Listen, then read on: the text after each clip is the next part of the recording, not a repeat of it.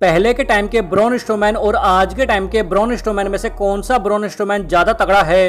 पहले के टाइम के ब्रॉन स्ट्रोमैन और आज के टाइम के ब्रॉन स्ट्रोमैन में से कौन सा ब्रॉन स्ट्रोमैन ज्यादा खतरनाक है? आखिर क्यों पहले के टाइम का Braun Strowman super duper hit था, लेकिन 2020-21 में मस्कुलर बॉडी बनाने के बावजूद Braun Strowman super duper flop हो गया?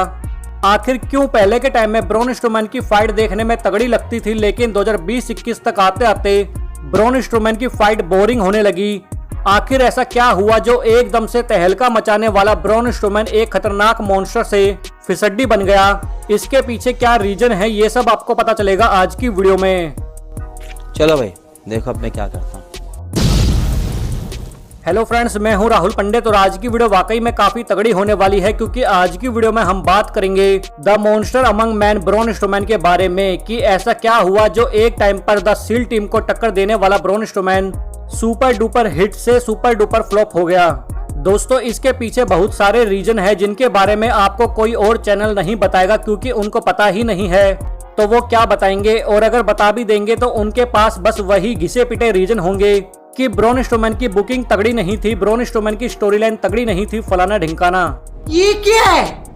लेकिन दोस्तों टेंशन मत लो, आज की वीडियो में ब्रॉन स्ट्रोमैन को लेकर आपके सारे डाउट क्लियर हो जाएंगे और आप खुद कहोगे कि राहुल भाई आपने बिल्कुल पॉइंट की बात बोली है।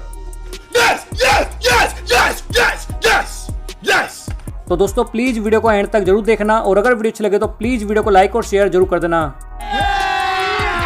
अभी मजा आएगा ना भिड़ो। इसके अलावा दोस्तों इंस्टाग्राम पर फॉलो कीजिए राहुल पंडित को और फुल सपोर्ट दिखाए भाई को।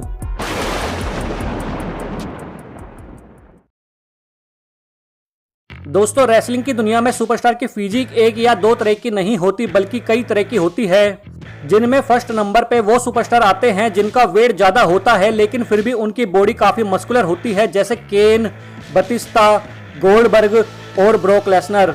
क्योंकि 300 पाउंड वेट होने के बावजूद इनकी बॉडी काफी मस्कुलर थी। सेकंड नंबर पे वो सुपरस्टार आते हैं जिनका वेट नॉर्मल होता है लेकिन फिर भी उनकी बॉडी तगड़ी होती है, जैसे Roman Reigns, John Cena, triple H, the rock, Drew McIntyre और रैंडी ऑर्टन। थर्ड नंबर पे वो सुपरस्टार आते हैं जिनका वेट कम होता है लेकिन बॉडी काफी मस्कुलर, लीन और श्रेडेड होती है, जैसे फिन बैलर और रिकोसेट। फोर्थ नंबर पे वो सुपरस्टार आते हैं जिनका वेट भी कम होता है और मस्कुलर बॉडी से 36 का आंकड़ा होता है, जैसे Shinsuke Nakamura, Sami Zayn, Kristen और एडम कोल। फिफ्थ नंबर पे वो सुपरस्टार आते हैं जिनका वेट इतना ज्यादा नहीं होता लेकिन फिर भी वो देखने में भारी भरकम लगते हैं, जैसे Kevin Owens, the fiend Bray Wyatt और समोआ जो। सिक्स्थ नंबर पे वो सुपरस्टार आते हैं जिनका वेट काफी ज्यादा होता है और वो देखने में सूमो टाइप लगते हैं, जैसे रिक्की, विस्केरा और यक्काजुना। और सेवंथ नंबर पे वो सुपरस्टार आते हैं जिनका वेट काफी ज्यादा होता है लेकिन फिर भी उनकी बॉडी काफी सॉलिड होती है, जैसे कि बिग शो और मार्क हेनरी। दोस्तों मुझे पूरा विश्वास है कि अब आपके सुपरस्टार की फिजिक को लेकर सारे डाउट क्लियर हो गए होंगे। तो अब हम आते हैं अपने मेन मुद्दे पर। दोस्तों जिस टाइम ब्रॉन स्ट्रोमैन ने WWE में अपना डेब्यूट किया था, उस टाइम ब्रॉन स्ट्रोमैन की बॉडी काफी सॉलिड थी, लेकिन 2020-21 तक आते आते ब्रॉन स्ट्रोमैन ने अपनी बॉडी ट्रांसफॉर्मेशन पर ध्यान दिया और अपनी सॉलिड बॉडी को मस्कुलर और लीन बनाने की कोशिश करी। दोस्तों ऐसा जरूरी नहीं है कि केन, गोल्डबर्ग, बतिस्ता और ब्रॉक लेसनर मस्कुलर बॉडी में तगड़े लगते हैं तो सभी सुपरस्टार मस्कुलर बॉडी में तगड़े लगे। कुछ सुपरस्टार ऐसे भी होते हैं जो मस्कुलर बॉडी की जगह सॉलिड बॉडी में ज्यादा तगड़े लगते हैं, जैसे कि बिग शो और ब्रॉन स्ट्रोमैन। जी हाँ दोस्तों, ये बात आपने भी नोटिस की होगी कि 2015-16 के टाइम में ब्रॉन स्ट्रोमैन की बॉडी काफी सॉलिड थी और वो देखने में काफी लंबे चौड़े और हट्टे कट्टे लगते थे, काफी खतरनाक मॉन्स्टर लगते थे, और यही रीजन है कि उस टाइम उनकी फाइट भी काफी तगड़ी लगती थी। लेकिन 2020-21 में लीन और मस्कुलर बॉडी बनाने के बावजूद ब्रॉन स्ट्रोमैन देखने में पहले के मुकाबले इतने ज्यादा तगड़े और खतरनाक नहीं लगते थे, जिसकी वजह से उनकी फाइट पर भी काफी असर पड़ा। दोस्तों सेम यही चीज आप बिग शो के साथ भी देख सकते हैं। 2015-16 तक बिग शो काफी हट्टे कट्टे लगते थे तो उनकी फाइट भी तगड़ी होती थी, लेकिन 2016 के बाद बिग शो ने अपनी बॉडी को लीन और मस्कुलर बनाने की कोशिश करी और यही रीजन है कि वो पहले के मुकाबले इतने ज्यादा तगड़े नहीं लगते थे। दोस्तों ब्रॉन स्ट्रोमैन और बिग शो ये वो सुपरस्टार है जो मस्कुलर और लीन बॉडी की जगह सॉलिड बॉडी में ज्यादा तगड़े लगते हैं। चलो बिग शो का समझ में आता है कि उनकी एज ज्यादा हो गई थी तो ऐसे में वेट को कम करना जरूरी था, क्योंकि ज्यादा एज में ओवरवेट होना नुकसान देता है, लेकिन ब्रॉन स्ट्रोमैन की एज इतनी ज्यादा नहीं है और उनका वेट भी बिग शो के मुकाबले इतना ज्यादा नहीं है। 385 पाउंड बिल्ड वेट WWE बताती है, जबकि ब्रॉन स्ट्रोमैन का रियल वेट 360 पाउंड के आसपास होगा। तो 6 फुट 8 इंच हाइट में इतना वेट चल जाता है। ठीक है, थोड़ा वेट कम कर लेते लेकिन बॉडी को सॉलिड रहने देते, क्योंकि ब्रॉन स्ट्रोमैन आज के टाइम में लीन और मस्कुलर बॉडी के मुकाबले पहले के टाइम में सॉलिड बॉडी में ज्यादा लंबे चौड़े और तगड़े लगते थे। ये बड़ी अच्छी बात कही आपने। दोस्तों, कुछ लोगों ने मुझे इंस्टाग्राम पर डीएम करके पूछा था कि राहुल भाई, आज के टाइम में ब्रॉन स्ट्रोमैन पहले के टाइम के मुकाबले इतना ज्यादा तगड़ा क्यों नहीं लगता, जबकि अब तो ब्रॉन स्ट्रोमैन की बॉडी भी काफी मस्कुलर हो गई है। तो दोस्तों, मुझे पूरा विश्वास है कि अब आपको आपके इस सवाल का जवाब मिल गया होगा।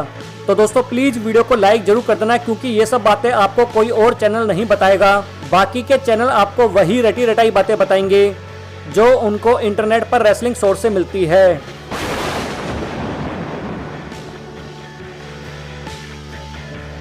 2015-16 में ब्रॉन स्ट्रोमैन की कॉस्ट्यूम इतनी ज्यादा खतरनाक तो नहीं थी कि उसकी तुलना हम केन और अंडरटेकर के कॉस्ट्यूम से कर दे, लेकिन फिर भी वो देखने में काफी खतरनाक और तगड़े लगते थे। लेकिन 2020 में ब्रॉन स्ट्रोमैन कभी अजीब सी जैकेट पहनकर आने लगे, तो कभी काफी सारी जेबों वाली चमकीली पैंट, तो कभी सिंपल सी टी शर्ट, जिसमें वो पहले के मुकाबले इतने ज्यादा खतरनाक नहीं लगते थे।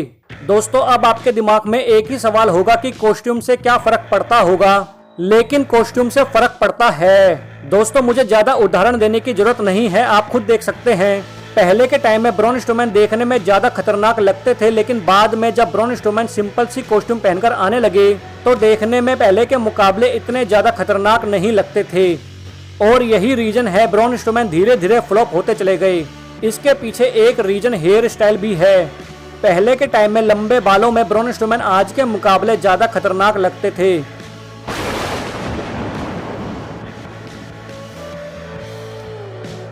दोस्तों, ब्रॉन स्ट्रोमैन के फ्लॉप होने के पीछे एक रीजन ओवररेटेड से अंडररेटेड दिखाना भी है। दोस्तों, आप खुद देख सकते हैं, एक टाइम ऐसा था जब ब्रॉन स्ट्रोमैन WWE में किसी से नहीं डरता था। अकेला सीढ़ पर भारी पड़ जाता था, बैक स्टेज गाड़ी को पलट देता था, ट्रक को पलट देता था। लेकिन फिर एक टाइम ऐसा आया जब WWE ने ब्रॉन स्ट्रोमैन को खतरनाक मॉन्स्टर से बिल्कुल सिंपल मॉन्स्टर बना दिया, जो बिल्कुल सिंपल तरीके से टाइसन फ्यूरी से हार गया, रोमन रेंज से हार गया, यहां तक कि फील्ड को देखकर भी डरने लगा।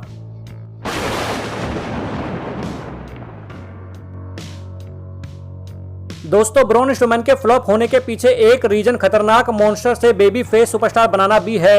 दोस्तों, एक टाइम ऐसा था जब ब्रॉन स्ट्रोमैन WWE का काफी खतरनाक सुपरस्टार था, जो काफी तहलका मचाता था। लेकिन 2020 में यूनिवर्सल चैंपियन बनने के बाद WWE ने ब्रॉन स्ट्रोमैन को एक मॉन्स्टर से बेबी फेस सुपरस्टार बनाने की कोशिश करी, जो कि WWE का सबसे गलत डिसीजन था। दोस्तों, मॉन्स्टर का काम सिर्फ तहलका मचाने का होता है, और अगर मॉन्स्टर को वर्ल्ड चैंपियन बनाना भी है तो उसे आप एक खतरनाक सुपरस्टार के रूप में यूनिवर्सल चैंपियन बना सकते थे। लेकिन WWE ने ब्रॉन स्ट्रोमैन को यूनिवर्सल चैंपियन के रूप में एक खतरनाक सुपरस्टार की जगह नॉर्मल सा सुपरस्टार बना दिया, जो फील्ड को देखकर डरने लगा, इवन अपने ब्लैक शिप वाले मुखौटे को देखकर भी डरने लगा।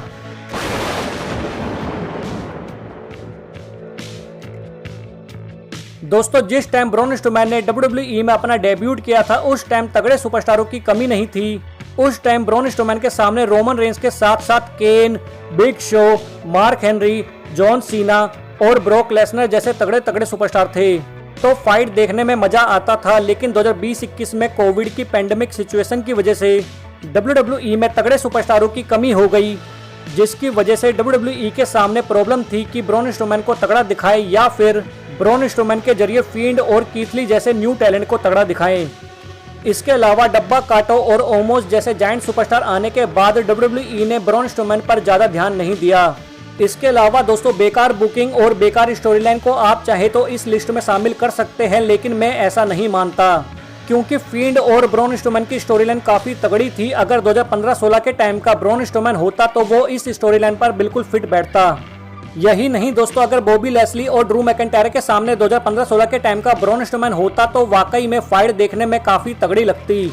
लेकिन फिर भी दोस्तों, ये सिर्फ मेरा ओपिनियन है, आपको क्या लगता है वो आप मुझे कमेंट के थ्रू बता सकते हैं।